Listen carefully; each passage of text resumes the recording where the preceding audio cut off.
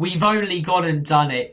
Tottenham Hotspur are European champions. The 17-year trophy drought is finally over. And it's one thing picturing how it might be in your head. It's one thing dreaming about it. But it's surreal to actually witness it and watch it happen. I know as football fans you have to take the rough with the smooth. But man, we have had it so rough for so long as a fan base. Season after season we are left with nothing but pain and misery. Always the butt of the joke. Whilst opposition fans are winning stuff, we're failing to do anything. Always Spursy, trophyless Tottenham. What do we think of Tottenham season after season? But as fans, we have stuck with this football club. No matter our opinions on managers, on owners, on players, we love this football club and we deserve what we got last night. Through all the pain that we've had to go through sticking with this football club, we finally get some reward for it. And last night was special. It was special to see Sonny cementing himself as a Spurs legend, lifting that trophy. I've seen him lift plenty in the past. Problem is, they've all been on FIFA career mode. To actually see one in real life was just unreal. The fans in Bilbao, got family members who have travelled over there, and a lot of the people who went over there probably had to sell a kidney or something to be able to afford it, and for them to have that moment is special. For all the fans inside the stadium last night to have that moment was special. When I told you guys leading up to this game why it meant so much to me and my family, my granddad hadn't been before yesterday to the Spurs stadium for so many years, was really struggling with his health. It never looked like a dream that was actually going to come true, whether it be for a stadium tour or a game. To actually go to the stadium was just something that he wanted to do and me and my dad wanted to do for him. Me and my dad hadn't witnessed Spurs win a trophy. Me, my dad and granddad haven't all witnessed Spurs win a trophy together. So to be at this stadium, all three of us, and for the first time all three of us witnessed Spurs win a trophy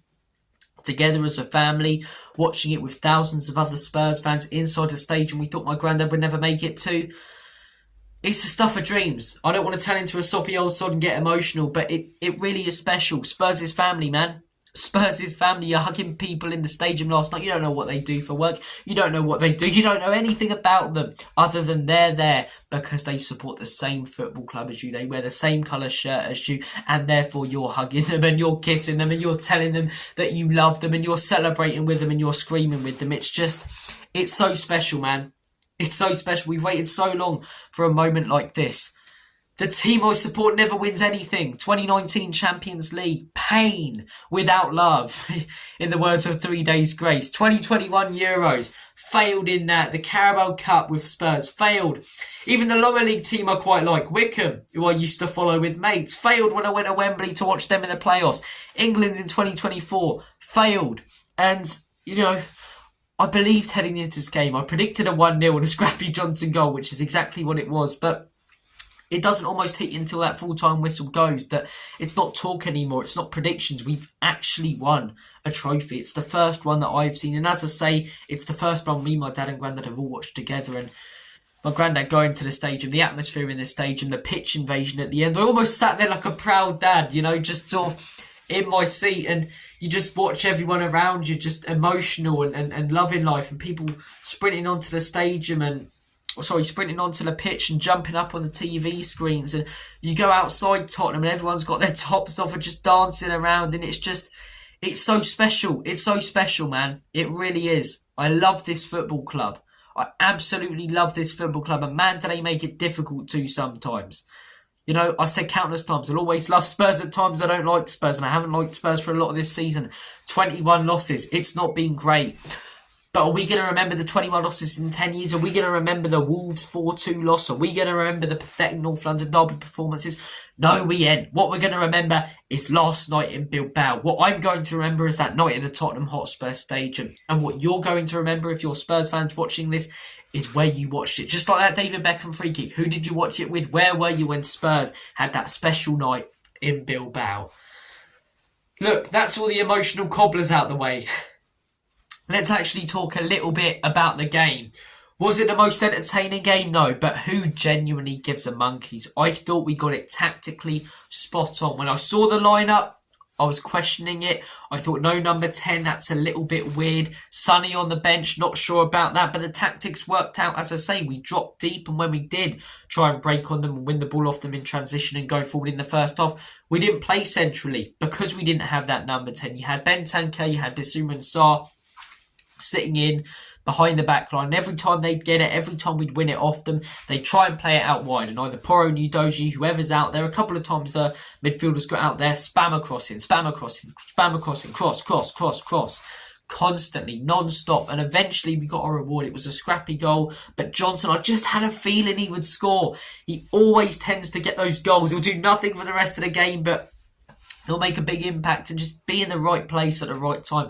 And he was again last night. Pathetic defending from Luke Shaw and goalkeeping from Andre Onana. But who cares again? Because I certainly don't. We were 1-0 up heading into half time, and you're still thinking, Man United are going to make a few subs, sort things out. They didn't make any changes till the 71st minute. And Ange Postecoglou, one of the biggest criticisms I've had of him for a lot of this season is the fact he's been unwilling to adapt. But in a European final, he changed his system. He sat in more defensively. At times, I thought it was too deep, but it paid off. And switching to a back five at the end, it really did nullify any threat that they had going forward. I can't remember any clear-cut Manchester United opportunities where they played through us. They had a couple of chances, one with Vicario, who otherwise from this was really good, flapped at the ball, and Mickey van der Ven injected with some Compound V or something, clears it off the line. And they had a couple of shots, that Maguire one right at the end of the game. You just felt like that was going to go in, and as soon as that was saved, you just look around you in the stadium, people are in bits, and you realise we've actually got it over the line. We've actually done it. It's it's special. It's so special. Look, Ange Postecoglou, now's not really the time to go on about this, so I won't, right? We'll have plenty of videos over the summer about it, I'm sure. Before this game, my stance on it, because of how bad the Premier League season was, if we win the Europa League, I want him gone. If we lose the Europa League, I want him gone.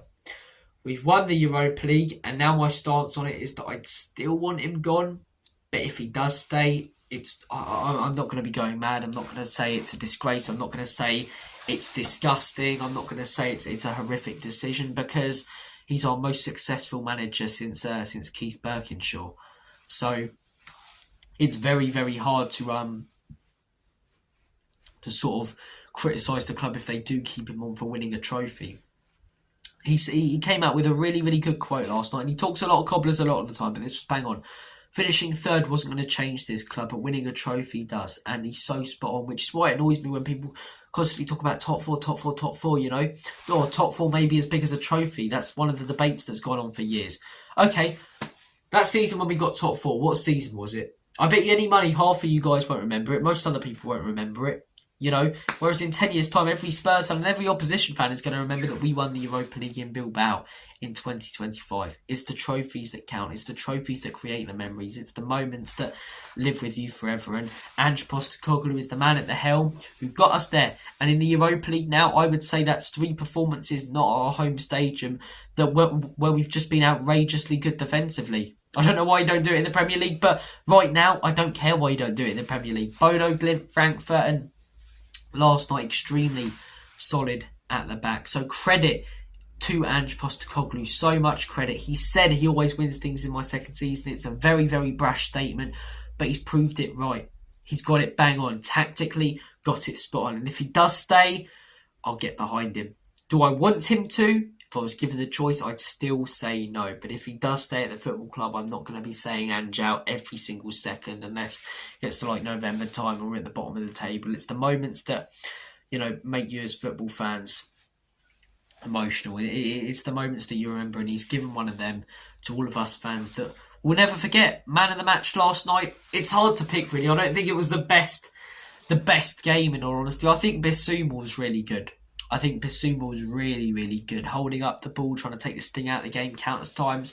Porro as well, putting in a lot of good crosses. Mickey van der Ven with that clearance. A lot of the defensive players, and the 3 midfielders. I thought Bentancur out of the 3 was probably the most non-existent. Sarr didn't do loads. Johnson got in the end of the goal. Solanke didn't do loads. Son, when he came on, didn't do loads. Richarlison, to be fair, just got back in some really good defensive work. And that's another thing. Ange, I questioned that choice. Playing Richarlison, got it spot on. It worked out. It's just such a special night, to be at that stage. Such a special night to be a Spurs fan. We've been through so much as a fan base, but to be able to celebrate it with my family, with every Spurs fan in the stadium, seeing everyone in Bilbao loving it, it's something that I won't forget anytime soon. It's something that I'm going to really, really drink in and milk and make the most out of over the next few weeks. Trophy parade on Friday. If you are going, please do let me know. As I say, hope you guys have enjoyed the videos that I've been putting up. I was going to do a match reaction last night in the stadium, firstly because you wouldn't be able to hear me, but I'm not going to be one of these people who, as soon as a big moment comes out, you know, record it with my phone. I want to see it with my own two eyes, like Darth Vader when he wants to look at Luke at the end of Return of the Jedi. Let me see it with my own two eyes. So, yeah, it was so special, man. Love this football club. Love each and every one of you. Thank you for your continual support of this channel. Take care. And as always and forever, come on, you Spurs.